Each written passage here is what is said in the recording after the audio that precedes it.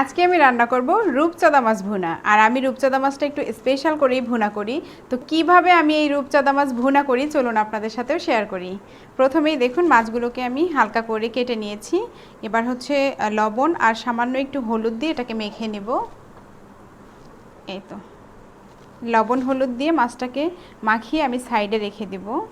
রূপচাঁদা মাছ খেতে কি যে মজা! আমরা হচ্ছে কক্সবাজার গিয়েছিলাম, তখন হচ্ছে একটা রেস্টুরেন্টে খেয়েছি, এত ভালো লাগছে, তারপর থেকে হচ্ছে এই মাছের প্রেমে পড়ে গেছি আমি। এই দেখেন এটাকে লবণ হলুদ মাখিয়ে এই সাইডে রেখে দিলাম।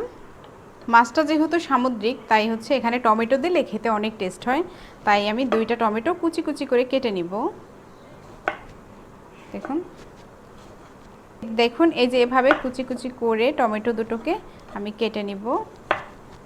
কক্সবাজারের মানুষ তো এই আমের মধ্যে, এই মাছের মধ্যে আমও দেয়, বাট আমাদের কাছে আম খেতে ভালো লাগে না তরকারিতে। আরও লাগছে একটা ধনিয়া পাতা। যে কোনো তরকারিতে যদি ধনিয়া পাতা দেন তাহলে কিন্তু টেস্টটা দ্বিগুণ বেড়ে যায়। আমার কাছে তো ধনিয়া পাতার ফ্লেভার খুবই ভালো লাগে, তো ধনিয়া পাতাটাকেও কুচি করে রাখবো। আজকে আমি রূপচাঁদা মাছ ভুনা করব TQIU কোম্পানির মাল্টি কুকারে। তো এর জন্য প্রথমেই হচ্ছে আমি এখানে তেল দিয়ে দিচ্ছি। আসলে আমি সরিষার তেল ব্যবহার করি, তাই হচ্ছে সরিষার তেল দিয়ে রান্না করছি। আপনারা চাইলে কিন্তু সয়াবিন তেল দিয়েও রান্না করতে পারেন। তেলটা যখন গরম হয়ে আসবে তখন হচ্ছে আমি পেঁয়াজ আর কাঁচামরিচ দিয়ে দিব। তেলটা কিন্তু গরম হয়ে গিয়েছে, এবার হচ্ছে এখানে পেঁয়াজ আর কাঁচামরিচ কুচি দিয়ে দিলাম। এর চেয়ে শান্তি আছে বলেন তো? আমি ডাইনিং টেবিলের উপরে বসে রান্না করতেছি, আর এখানে বসে রান্না করলে হয় কি অত গরম লাগে না। ফ্যান চালিয়েও রান্না করা যায় বা এসি দিয়েও রান্না করা যায়। যখন পেঁয়াজটা নরম হয়ে আসবে তখন হচ্ছে আমরা অন্যান্য মশলাগুলোও দিয়ে দিব। এ পর্যায়ে এখানে আমি আদা বাটা, রসুন বাটা আর জিরে গুঁড়ো, মরিচের গুঁড়া 1 চা চামচের মতো আর 1/2 চা চামচের মতো হলুদের গুঁড়া সব কিছুই দিয়ে দিব। সামান্য একটু পানি দিয়ে দিব মশলাটা ভালো করে কষিয়ে নেওয়ার জন্য। এই মশলাটা যখন ভালো করে কষানো হয়ে যাবে তারপর হচ্ছে টমেটোটাকেও কষিয়ে নিতে হবে। এবারে ঢাকনা দিয়ে ঢেকে দিব অল্প কিছু সময়ের জন্য।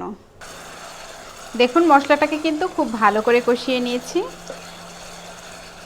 এবার এখানে আমি 2 টেবিল চামচ টক দই দিয়ে দেব। এটা দিলে খেতে অনেক বেশি টেস্ট হয়, আর এভাবে স্পেশাল করে রান্না করি বলেই আমার বাসা সবাই খুব পছন্দ করে। টক দইটা দেওয়ার পরে আরও কিছুক্ষণ কষিয়ে নেব। আসলে মশলা যত ভালো করে কষাবেন আপনার রান্না খেতে কিন্তু ততই বেশি স্বাদ হবে। এটা আমি সবসময়ই বলি, মশলা কষানোর উপরই ডিপেন্ড করে রান্নার স্বাদ। আহা দেখেন কি পরিমাণ জাল ওঠে, মানে জিনিসটা দেখতে ছোট হইলে কি হয়েছে, সেই পাওয়ার। দেখুন মশলার উপরে কিন্তু তেল উঠে এসেছে। এবার হচ্ছে মশলাটা ভালো করে কষানো হয়ে গেছে।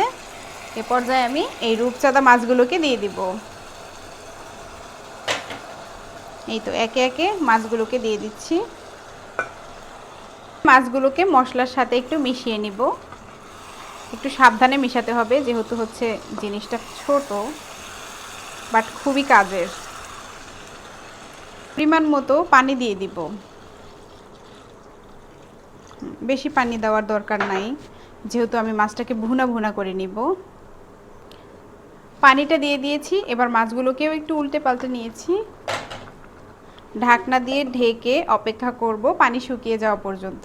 মাঝে মাঝে ঢাকনাটা তুলে কিন্তু একটু নেড়েচেড়েও দিতে হবে। তো দেখুন মাছটা একদম মানে গলে গিয়েছে, মাছটা একদম পুরোপুরি সিদ্ধ হয়ে গেছে। দেখেন যেন তলায় লেগে না যায় সেদিকে খেয়াল রাখবেন। মাছের ঝোলটা কিন্তু আরও একটু কমিয়ে নিব, তাই ঢাকনা দিয়ে ঢেকে দিলাম। কিছুক্ষণের মধ্যেই কিন্তু রূপচাঁদা ভুনা একদম রেডি হয়ে যাবে। চলুন দেখি রূপচাঁদা ভুনার কি অবস্থা। মাশাআল্লাহ এত সুন্দর ঘ্রাণ বের হয়েছে। তো এভাবে একটু নেড়ে চেড়ে দিবেন কিন্তু মাঝে মাঝে। দেখেন একদম হয়ে গেছে, এইটুক ঝোল হচ্ছে টেনে যাবে। এবার হচ্ছে রূপচাঁদা মাছটাকে নামিয়ে নিব। আপনার রান্না কি হইলো? হ্যাঁ একদম হয়ে গেছে। দেখেন রূপচাঁদা মাছ ভুনা কিন্তু একদম রেডি। এবার হচ্ছে পরিবেশন করার পালা। এই তো এত সুন্দর একটা ঘ্রাণ বের হয়েছে, আর দেখো অনেক মজা হবে তৃপ্তি। হ্যাঁ ইস, এটাই তো ধরছে না। তো দেখুন রূপচাঁদা ভুনা কিন্তু একদম রেডি। দেখতে যেমনই হোক না কেন খেতে কিন্তু দুর্দান্ত হয়। যারা হচ্ছে এভাবে ভুনা করে খান তারা তো জানেনই, আর যারা এখন পর্যন্ত রূপচাঁদা মাছ ভুনা করে খান নাই তারা একবার হলেও ট্রাই করবেন। আর ভিডিওটি ভালো লাগলে অবশ্যই লাইক, কমেন্ট, শেয়ার করে দিবেন।